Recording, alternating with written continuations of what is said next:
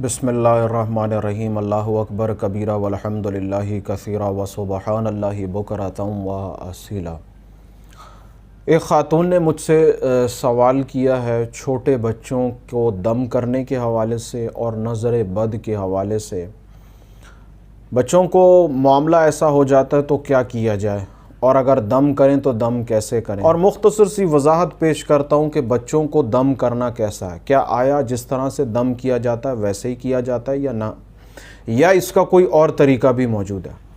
تو دیکھیے، چھوٹا بچہ اگر نابالغ ہے، نابالغ سے میری مراد ایک گود کا بچہ ہوتا ہے جو بالکل ہی گود میں، وہ آپ کی گود سے اتر نہیں سکتا، اور ایک بچہ ایسا ہے جو تھوڑا چلنے پھرنے کے قابل ہے، تو بہرحال دونوں بچوں کے لیے ہی میں آپ کو بتا رہا ہوں۔ دیکھیے، بچہ جو ہے وہ معصوم ہے۔ گناہ تو گناہ، گمان گناہ بھی اس کے گمان میں نہیں ہوتا، ایسا بچہ معصوم ہے۔ اور ایک بات یہاں میں آپ کو بتاتا چلوں کہ دیکھیے، بچہ جو ہے وہ مستجاب الدعوات ہوتا ہے۔ مستجاب الدعوات سے مراد یہ کہ ایسا انسان جس کی دعائیں قبول ہوتی ہیں۔ آپ جب بھی دعا کریں، اپنے ہاتھوں میں اپنے معصوم بچے کے ہاتھوں کو لے لیں اور اللہ کی بارگاہ میں عرض کریں کہ اللہ، یہ جو نیچے بڑے ہاتھ ہیں یہ تو میرے ہیں، یہ گناہگار ہیں، لیکن اوپر جو معصوم چھوٹے ہاتھ ہیں یہ ایک ایسے بچے کے ہاتھ ہیں جو گناہوں سے پاک ہے۔ گناہ تو گناہ، گمان گناہ بھی اس کے گمان میں موجود نہیں ہے، تو اللہ اس ننھے ہاتھوں کے صدقے دعاؤں کو قبول فرما۔ اللہ تعالیٰ کی بارگاہ میں اس طریقے سے دعاؤں کو پیش کریں اور یقین کامل رکھیں کہ ضرور بالضرور خیر خواہی کے اسباب پیدا ہوں گے، کیونکہ وہ روح جو ہے وہ بالکل پاک ہے۔ اس بات کو اپنے ذہن میں رکھیں۔ دوسرا ایک یہ معاملہ ہوتا ہے کہ بچے روتے بہت ہیں۔ دیکھیے، بچے دو صورت میں روئیں گے۔ نمبر ایک، اگر انہیں نظر بد لگ جاتی ہے اور آپ اس کا علاج تو کروا رہے ہیں لیکن اس کا جسمانی طور پہ اسے فاقہ نہیں ہو رہا، اسے شفا نہیں ہو رہی، اس کی طبیعت ٹھیک نہیں ہو رہی، وہ روئے گا۔ باوجود اس کے کہ آپ علاج کرواتے جا رہے ہیں، دوائیاں لے رہے ہیں، ڈاکٹر کو دکھا رہے ہیں، لیکن کوئی فرق نہیں پڑ رہا، اور پھر اس میں ہوتا اس طریقے سے کہ جیسے ایک مرض ٹھیک ہوا تو دوسرا لگ گیا، دوسرا ٹھیک ہوا تو تیسرا لگ گیا، یعنی کہ نجات نہیں مل پا رہی ہے، ہر قسم کی بیماری سے آزادی نہیں ہو رہی ہے۔ تو اس کا مقصد یہ ہے کہ بچے کو نظر بد ہے، فوراً نظر بد کا دم کریں یا کروا لیں۔ دم کس طریقے سے کیا جائے گا وہ طریقہ بھی میں آپ کو بتاتا ہوں۔ ایک معاملہ تو یہ ہو گیا۔ دوسرا معاملہ یہ ہے کہ اکثر بچے بعد نماز مغرب یا رات میں یا آدھی رات کے بعد روتے ہیں، اور بہت زیادہ روتے ہیں۔ دیکھیے، اس کی بنیادی وجہ یہ ہے کہ بچہ جو ہے، نابالغ بچہ، شیاطین بھی دیکھتا ہے، جنات بھی دیکھتا ہے، وہ چیزوں کو دیکھتا ہے۔ آپ پر لازم یہ ہے کہ آپ اپنے ایسے بچے کو کبھی اکیلا نہ چھوڑیں، کمرے میں بھی اکیلا نہ چھوڑیں، کہیں بھی اس کو اکیلا نہ چھوڑیں، بلکہ آپ اسے اپنے ساتھ رکھیں۔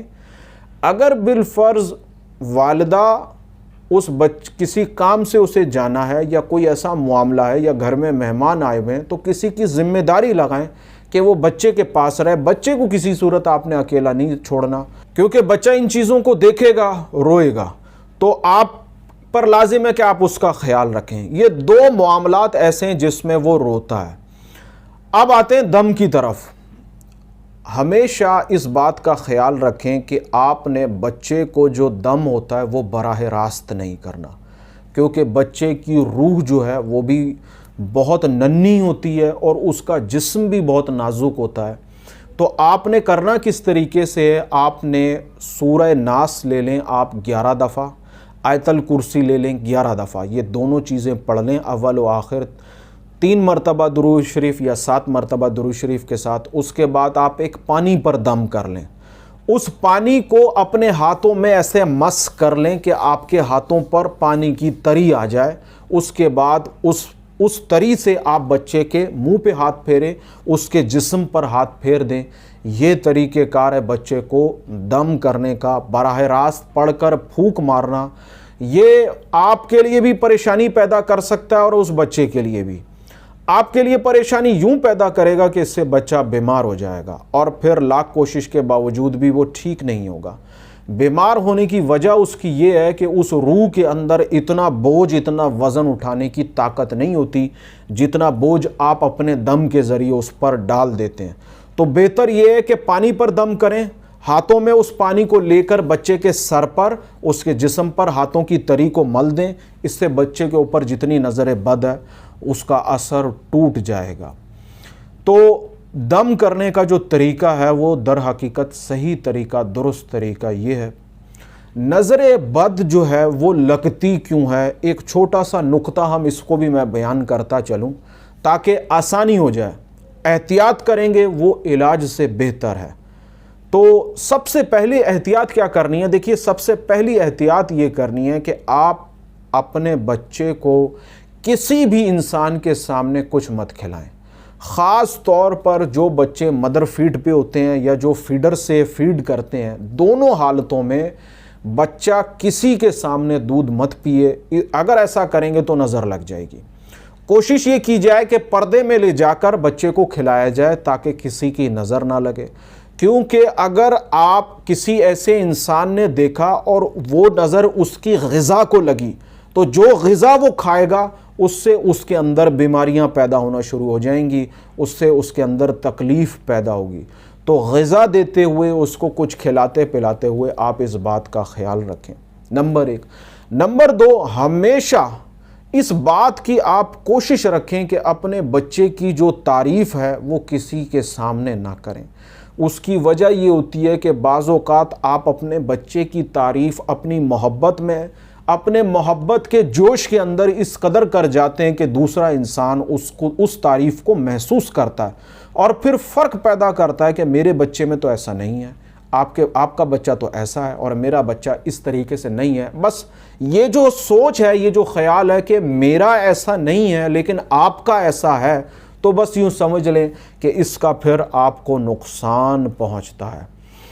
ہمیشہ اس بات کا خیال رکھیں کہ نابالغ بچے کو گھر سے باہر مغرب کے بعد نہ لے کے جائیں۔ مجبوری ہو، کہیں جانا ہو تو کوشش یہ کی جائے کہ اسی طریقے سے 11 مرتبہ سورہ ناس اور 11 مرتبہ آیت الکرسی پڑھ کے گھر میں نکلنے سے پہلے دم کر لیں۔ پھر جب گھر میں واپسی ہو، رات کا وقت ہو، سونے لگیں تو سونے سے پہلے پھر دم کر لیں تاکہ کوئی ہوائی اثر ہو، کوئی اثرات کا اثر ہو، کوئی گزر ہو، اگر آپ وہاں سے گزرے ہیں تو اس کا اثر آپ کے بچے پر نہ پڑے۔ اب نظر بد لگ گئی۔ نظر بد سے جہاں جسمانی معاملات یا جسم کو نقصان پہنچتا ہے، اس سے کہیں زیادہ بچے کی ذہنی صلاحیتوں کو نقصان پہنچتا ہے۔ اس کی وہ جو گروتھ ہوتی ہے، وہ جو بڑھنے کا طریقہ ہوتا ہے، وہ جو بڑھ رہا ہوتا ہے، اس کی عقل میں جو وسعت آ رہی ہوتی ہے وہ رک جاتی ہے۔ کیوں؟ کہ اس کو نظر لگ گئی ہے۔ اگر آپ اس کا علاج نہیں کراتے وقت پر، اگر آپ اس کو دم نہیں کرواتے وقت پر، تو پھر یہ چیز اس کے اندر، کیونکہ اب اس کی بنیاد خراب ہو گئی ہے، تو پھر تا حیات یہ مسئلہ اس کے ساتھ رہے گا۔ لوگ دم کروانے بعض اوقات مسجد کے پیش امام کے پاس جاتے ہیں، کسی مولوی کے پاس چلے جاتے ہیں، یا کسی نیک اور متقی انسان کے پاس چلے جاتے ہیں، کسی بزرگ کے پاس جاتے ہیں کہ آپ اسے دم کر دیجئے۔ دم کرنے کا طریقہ میں نے آپ کو بتا دیا، براہ راست دم نہیں کرنا چاہیے۔ تو کوشش یہ کی جائے گھر کے اندر اگر کوئی بزرگ بندہ موجود ہے، اسی طریقے سے اس سے پانی پر دم کروا لیں، پھر وہ پانی کی تری اپنے ہاتھوں پہ مل لیں اور پورے جسم پر بچے کے جو ہے نا اس کو اپنے ہاتھ کو پھیر دیں۔ خاص طور پر سر پر لازمی پھیریں، کیونکہ سر میں موجود ہے دماغ، اور دماغ سے تمام تر چیزیں جو ہیں وہ منسلک ہیں، جڑی ہوئی ہیں۔ تو ان باتوں کا، یہ میں نے مختصر باتیں بتائیں، ان باتوں کا خیال رکھیں۔ کوشش ہمیشہ یہ کی جائے کہ اگر آپ کو ذرا سا بھی اس بات کا شک پڑ جاتا ہے کہ نظر بد کا کوئی معاملہ ہو گیا ہے تو پہلی فرصت میں دم کر لیں۔ اگر بالفرض ایسا ہوتا ہے کہ بچہ بار بار بیمار ہو رہا ہے تو کوشش یہ کی جائے کہ فوراً دم کر لیں، اسے فوراً دم کریں، اور جو دوائیاں آپ بچے کو پلا رہے ہیں اس پر بھی 11 مرتبہ اسی طریقے سے سورہ ناس 11 مرتبہ آیت الکرسی اول و آخر 3 مرتبہ یا 7 مرتبہ درود شریف کے ساتھ ان دوائیوں پہ دم کر لیں، اور تاکہ وہ بچہ جب وہ دوائیوں کو کھائے تو اس سے وہ فیضیاب ہو جائے، اس سے وہ شفایاب ہو جائے، اور جلد از جلد اس بیماری سے اس کو نجات حاصل ہو جائے۔ تو یہ ایک مختصر سا ان کا سوال تھا۔ میں نے پوری کوشش کی کہ نظر بد کی وجوہات، نظر بد کیسے اس کو توڑا جا سکتا ہے، اس کے اثر کو زائل کیا جا سکتا ہے، اور احتیاطی تدابیر، یہ میں نے مختصر سی کوشش کی آپ کو بتانے کی۔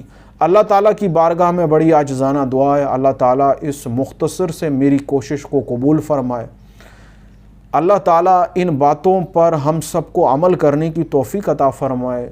اللہ تعالیٰ ہم سب کی غائبانہ غیب سے ہماری ظاہری بھی اور ہماری روحانی بھی حفاظت فرمائے۔ اللہ آپ کا حامی و ناصر ہو، آمین ثم آمین۔